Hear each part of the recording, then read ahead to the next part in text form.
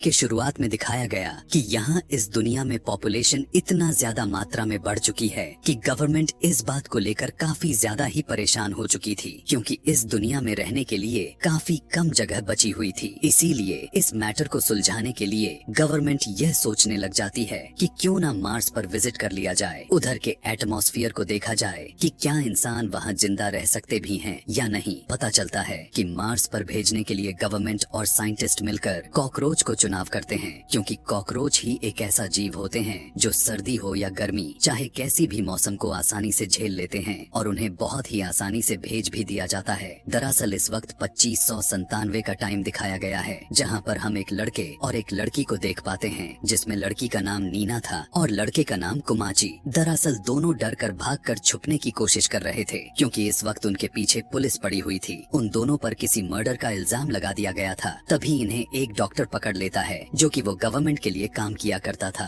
देखने से वो कहीं से भी डॉक्टर नहीं लग रहा था। खैर, अब वो नीना और कुमाची से कहने लगा, तुम लोगों को मेरे लिए एक काम करना होगा। अब वो इन दोनों से कहने लगा, जिस कॉकरोच को 500 साल पहले मार्स पर भेजा गया था, तुम दोनों को उसे मेरे पास लाना होगा, ताकि मैं देख सकूं कि उस पर क्या चेंजेस हुए हैं और इसका फायदा हमारे लिए क्या हो सकता है। इसके बदले में मैं तुम दोनों पर लगे हुए इल्जामों को हटवा दूंगा और तुम्हारे पीछे कोई भी पुलिस गवर्नमेंट्स नहीं पड़ेगी। यहाँ तक कि इसके लिए मैं तुम दोनों को बहुत ज्यादा पैसे भी देने वाला हूँ। उसकी ऐसी बात को सुनकर कुमाची के साथ नीना भी मान जाती है, लेकिन इन्हें तो अभी फौरन ही मार्स के लिए नहीं निकलना था। इन्हें 2 साल की ट्रेनिंग दी जाती है। इन्हीं के साथ कुछ और भी लोग थे जो मार्स पर जा रहे थे। दिखाया गया कि 2 साल भी गुजर चुके हैं और अब वो सभी क्रू मार्स पर पहुँच भी जाते हैं। मार्स पर जाते ही ये लोग वहाँ पर बहुत सारे बेहोशी वाले गैस को रिलीज कर देते हैं, ताकि मार्स पर रहने वाले सारे के सारे कॉकरोच बेहोश हो जाए। लेकिन अजीब बात तो यह था कि यहाँ सभी के इधर उधर खोजने के बाद भी यहाँ पर इन्हें एक भी कॉकरोच नहीं मिलता। कुमाची का एक और साथी था जिसका नाम जेन था। अब जब जेन अपने साथी के साथ आगे बढ़ रहा था तो उसे कॉकरोच की जगह 10 फीट का एक क्रिएचर दिखाई दे पड़ता है। उसकी बॉडी बिल्कुल इंसान जैसा लग रहा था, लेकिन फेस से कुछ कॉकरोच जैसा लग रहे थे। उनके हाथ में बड़े से पत्थर जैसा कुछ था कि तभी जेन अपने साथी के मुंह पर हाथ रख देता है और उसे चुप रहने को कहने लगा, क्योंकि ये क्रिएचर्स मासूम तो नहीं लग रहे थे। इधर नीना और कुमाची भी एक साथ जा रहे थे। उन्हें भी यही क्रिएचर्स दिखाई दे पड़ते हैं। वो उन्हें देखकर डर जाते हैं, लेकिन स्टिल खड़े हो जाते हैं। लेकिन तभी वो कॉकरोच जैसे दिखने वाला क्रिएचर इतनी तेजी के साथ भाग कर आता है कि वो नीना का गर्दन ही तोड़ देता है। वो इतना स्पीड में था कि कुमाची को पता ही नहीं चला कि ये कब हो गया, ऐसा कैसे हो गया। वो वहाँ से तेजी के साथ गायब हो जाता है। बेचारी नीना बेवजह मारी जाती है, जिसके बाद सभी लोग नीना को वापस स्पेसशिप में लेकर आते हैं। यह देखकर डॉक्टर यहाँ पर कंफर्म कर देता है कि ये वही कॉकरोच हैं जो आज से 500 साल पहले धरती से यहाँ मार्स पर भेजे गए थे। और जाहिर सी बात है कि एटमॉस्फेयर की असर हर एक चीज पर होता रहता है, इसीलिए ये कॉकरोच बड़ा होकर इंसानों जैसा दिखने के साथ साथ काफी फास्ट हो चुके थे। ये इवॉल्व होकर एक बड़े से क्रिएचर में बदल गए। इसके साथ इनमें थिंकिंग एबिलिटी भी थी, जिसका यूज करना काफी अच्छे तरीके से जान चुके थे। यहाँ पर डॉक्टर बताने लगा कि इनसे लड़ने का एक ही तरीका है, वो ये है कि मेरे पास एक ऐसा इंजेक्शन है जो तुम लोगों के अंदर इंजेक्ट होते ही उन्हीं कॉकरोच जैसे पावरफुल बना देगा। कुछ टाइम के लिए तुम लोगों में भी एबिलिटीज आ जाएंगी कि तभी वहाँ इनके पास वही कॉकरोच क्रिएचर्स आ जाते हैं कि तभी इनके क्रू में से एक आदमी बाहर आता है जिसने अपने सर पर कोई कपड़ा बांधा हुआ था। वो कहने लगा कि इस इंजेक्शन को मेरे अंदर इंजेक्ट कर दिया जाए। बिना देरी किए उसमें इंजेक्शन को इंजेक्ट कर दिया जाता है। देखने को मिला कि उसके अंदर काफी ज्यादा ही पावर आ चुकी थी। उसके हाथ से आग निकलने लग गई थी, जिसकी वजह से वो अपने सामने खड़े हुए क्रिएचर को जलाकर मार डालता है। इधर एक क्रिएचर उनके कांच से बना हुआ एक रूफ को तोड़ते हुए अंदर घुस जाता है।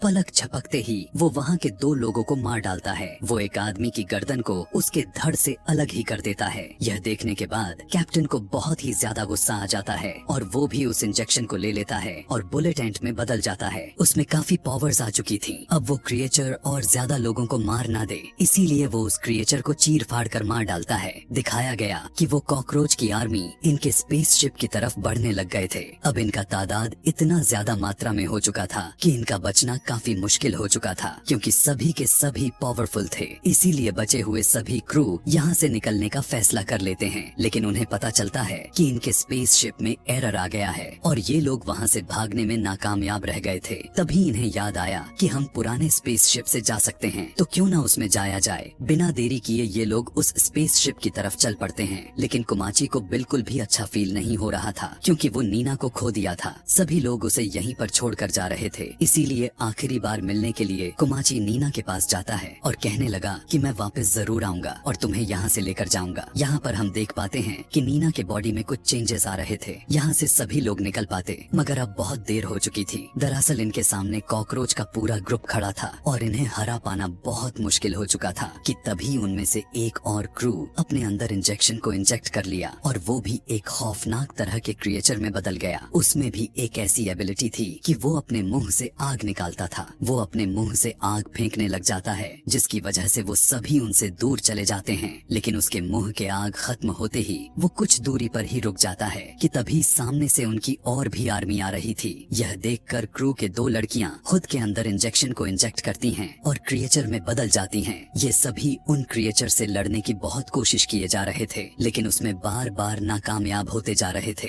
क्योंकि वो क्रिएचर उनके सोच से भी ज्यादा मात्रा में स्ट्रांग हो चुके थे। कुछ ही देर के बाद उनकी गाड़ी आउट ऑफ कंट्रोल हो जाती है और वो पलट गई, जिसमें से आग निकलने लग गया। उनकी गाड़ी इतनी बार गुलाटी खाती है कि उनकी गाड़ी का भुजा बन जाता है। दोनों क्रू गाड़ी से बाहर निकलकर गिरते हैं, लेकिन यहाँ पर अच्छी बात तो यह था कि गाड़ी का कबाड़ा होने के बाद भी गाड़ी दोबारा से स्टार्ट हो जाती है। दरअसल गाड़ी ऑटोमेटिक थी, इसीलिए वो अपने आप ही चलने लग गई कि तभी वहाँ उन क्रू के पास सभी क्रिएचर्स आ जाते हैं। उन क्रू में से एक का सर ही धड़ से अलग कर देते हैं। एक को वो अपने स्टिक से इतनी जोर मारते हैं कि वो सीधा जमीन के अंदर चला जाता है और इसी तरह से वो सभी क्रिएचर्स उन तीनों को बहुत ही दर्दनाक मौत देते हैं। यहाँ पर एक लड़की अपने स्पेसशिप को धरती पर जाने के लिए कमांड दे देती है क्योंकि अब बचे हुए क्रू इस प्लेनेट पर और भी रुकना नहीं चाहते थे, क्योंकि वे सभी जिस कॉकरोच को पकड़ने के लिए आए थे वो तो अब एक इंसान जैसा क्रिएचर्स में बदल चुके हैं जो कि उनके कंट्रोल से बाहर थे। लेकिन तभी बाहर से इन्हें किसी की चिल्लाने की आवाज आती हुई सुनाई देती है। बाहर जाकर देखने पर पता चला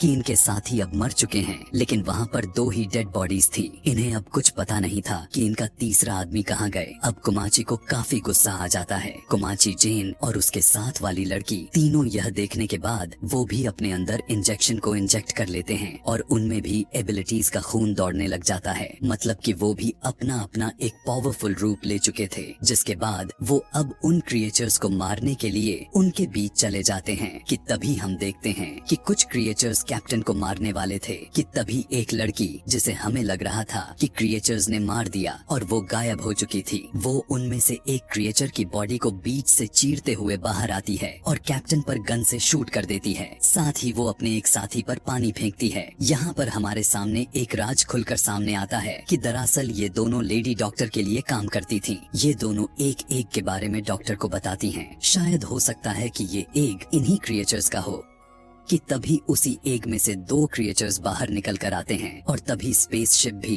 जमीन पर जाने के लिए रेडी हो जाती है। अब जब ऐसा होता हुआ वो दोनों क्रिएचर्स देखते हैं तो वो अजीब तरह से आवाज लगाकर अपने लोगों को बुलाने लग जाते हैं। उनकी अजीब सी आवाज को सुनकर नीचे बाकी के सभी कॉकरोच क्रिएचर्स उड़ने लग जाते हैं और किसी तरह करके स्पेसशिप को दोबारा से मार्स पर लैंड करा देते हैं। लेकिन अब कुमाची, जेन और वो तीसरी लड़की ही बचे हुए थे और उन्हें समझ बिल्कुल भी नहीं आ रहा था कि वो इनसे आखिर लड़े तो लड़े कैसे। लेकिन यहाँ पर जेन के अंदर का दिमाग चल पड़ता है। वो कहने लगा कि हमें पता है कि इंजेक्शन को एक बार से इंजेक्ट करने से हमें थोड़ी सी एबिलिटी मिलती है। अगर हम इंजेक्शन दूसरी बार लेते हैं तो हमें ज्यादा एबिलिटीज आएंगी और अगर तीसरी बार लें तो हो सकता है कि हम में सारे के सारे एबिलिटीज आ जाए, जैसा कि इन कॉकरोच क्रिएचर्स में है। और वो तीनों ऐसा ही करते हैं। जब जेन तीसरी बार इंजेक्शन को इंजेक्ट करता है तो उसके पर निकल आते हैं, जबकि वो तो यही चाहता था और वो धड़ाधड़ करके उन कॉकरोच से लड़ने लग जाता है। मगर यहाँ पर भी इनका प्लान कुछ काम नहीं आता, क्योंकि वो इतनी ज्यादा स्ट्रॉन्ग थे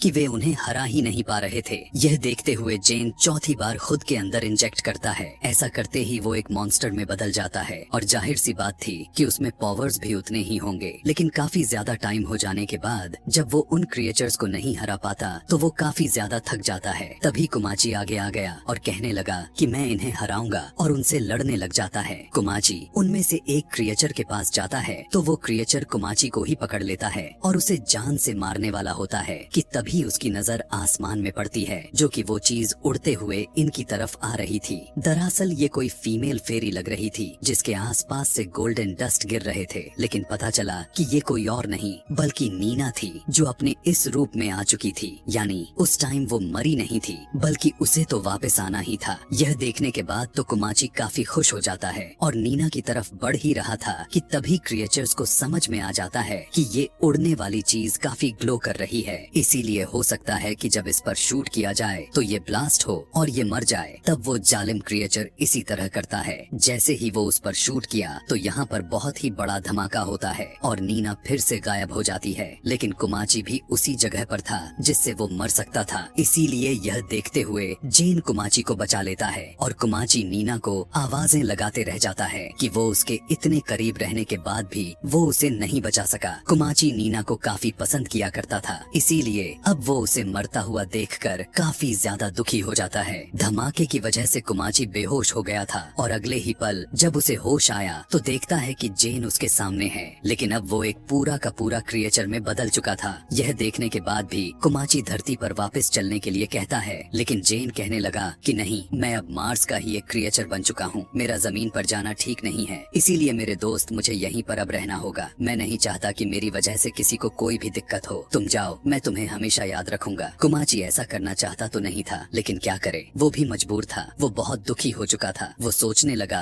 कि उसकी दोस्त नीना भी नहीं रही और अब जेन भी यहीं पर रहेगा। अब कुमाची स्पेसशिप की तरफ चला जाता है और उसका अगला टारगेट जमीन ही था। जिसके बाद हम डॉक्टर को देख पाते हैं जो कि ये सारी स्टोरी दुनिया को बता रहा था और लाइव टेलीकास्ट भी दे रहा था। लेकिन जब गवर्नमेंट को भी पता चलता है कि उनका पैसों के साथ साथ इतना वक्त खराब हुआ और डॉक्टर भी वहाँ से कुछ भी न ला पाया और अपने मिशन में फेल हो गया, तो गवर्नमेंट ये हुक्म दे देती है कि इसे जान से मार दिया जाए, क्योंकि इसने वहाँ मार्स पर जाकर वहाँ रह रहे जानवरों के साथ खेला है और हमें ट्रैक करने की कोशिश की है। हम देखते हैं कि डॉक्टर की जो असिस्टेंट थी उसे भी डॉक्टर पर काफी गुस्सा आया हुआ था, मतलब कि डॉक्टर सच में बात का पक्का नहीं था, इसीलिए वो उस पर शूट करने लग जाती है। लेकिन डॉक्टर बहुत ही ज्यादा चालाक निकला, क्योंकि उसे पता था कि लास्ट में उसके साथ क्या होने वाला है और वो उसकी तरफ आती हुई बुलेट को कंट्रोल कर लेता है। वो काफी स्लो हो जाती है। डॉक्टर उसकी तरफ इलेक्ट्रॉनिक्स स्पाइडर फेंकता है जिसके अंदर से गैस बाहर आती है। गैस को सूंघने के बाद उस लड़की की तबीयत बिगड़ने लग जाती है और वो वहीं पर फौरन मर जाती है। इसी के साथ यह कहानी भी यहीं पर खत्म हो जाती है।